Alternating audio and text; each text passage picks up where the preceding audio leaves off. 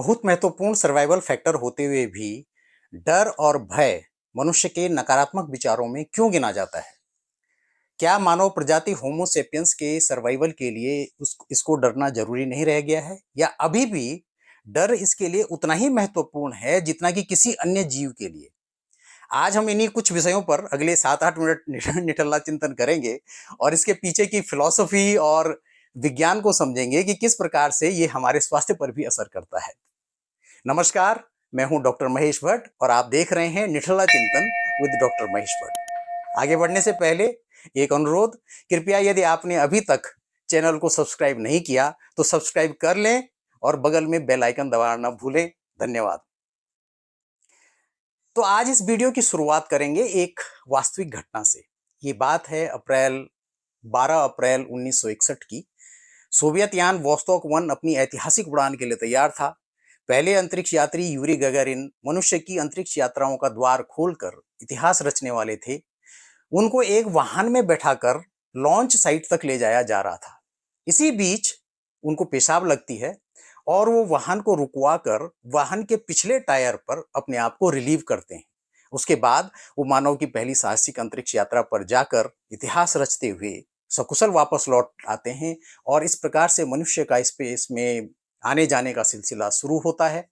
लेकिन इसी के साथ एक रिचुअल का भी जन्म होता है और इसके बाद जितने भी रूसी अंतरिक्ष यात्री स्पेस में जाते हैं वे सब अंतरिक्ष यान में बैठने से पहले जो वाहन उनको लॉन्चिंग साइट तक ले जाता है उसके टायर पर पेशाब करते हैं और ये मानते हैं कि ये उनके लिए और यात्रा के लिए शुभ होगा। ये शुभ अशुभ और भाग्य की अवधारणा हमारे उन्नत दिमाग की अपने डर और भय को कम करने के साथ ही साथ उन पर विजय पाने की भी बहुत ही चतुर कोशिश है। डर के पूरे खेल में इंसानी ब्रेन का विकसित प्री फ्रंटल कॉर्टेक्स जो दिमाग के अगले हिस्से में होता है, खतरों को भांपने, फ्लाइट और फाइट रिस्पॉन्स के को समय के हिसाब से और सामाजिक मान्यताओं के अनुकूल बनाने में उनको भावनात्मक बुनियाद पर मेमोरी के इंटीग्रेशन के साथ ही साथ त्वरित निर्णय की क्षमता प्रदान करता है। यहाँ पर समझने की जरूरत है कि यदि मनुष्य भी अपने डर और भय को उसी प्रकार रिएक्ट करता जैसे कि अन्य प्राणी करते हैं, तो क्या वो सब कुछ संभव होता जो हम आज देख रहे हैं? क्या मनुष्य वहां पर होता जहां पर वो आज है? उत्तर है बिल्कुल नहीं।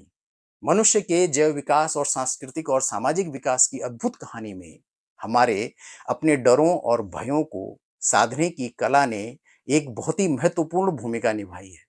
यही कारण है कि सभी धर्मों, सभ्यताओं और समाजों में डर को एक नकारात्मकता के साथ देखा और समझा जाता है। जहां पश्चिमी दार्शनिक प्लेटो, अरिस्टोटल और एपिक्यूरस की नजरों में भय और डर दर्द और सफरिंग से जोड़कर और निर्णय लेने की प्रक्रिया के लिए अवरोधक है, वहीं पर ईस्टर्न फिलॉसफी में, बुद्धिज्म में डर और भय को लालच और अज्ञानता के साथ दुखों का कारण माना गया है जो मनुष्य के आध्यात्मिक विकास में बाधक होते हैं। कन्फ्यूशियनिज्म में नैतिक गुणों की कमी को भय का कारण माना गया है, तो जहां पर हिंदू फिलॉसफी में डर को अविद्या, इग्नोरेंस और अहंकार का प्रोडक्ट माना गया है, तो वहीं पर जैन बुद्धिज्म में इसको एक इल्यूजन के रूप में देखा गया है। आधुनिक परिदृश्य में हमारे ज्यादातर डर और भय वास्तविकता से ज्यादा आभासी प्रकृति के होते हैं। जैसे हम अपने भविष्य के लिए भयाक्रांत रहते हैं, किसी अनहोनी के लिए परेशान रहते हैं, या फिर इसलिए परेशान रहते हैं कि कहीं हमारी प्रतिष्ठा खतरे में न पड़ जाए। ये सब समस्याएं वास्तविक से ज्यादा इमेजिनरी हैं और क्योंकि हमारे पास सोचने को एक उन्नत दिमाग है, इसलिए हम अपने भूत, वर्तमान और भविष्य को इन्हीं भावनात्मक डरों की सापेक्षता में तोलते हैं, जो हमारे सामाजिक जीवन के साथ ही साथ हमारे स्वास्थ्य पर भी असर करता है।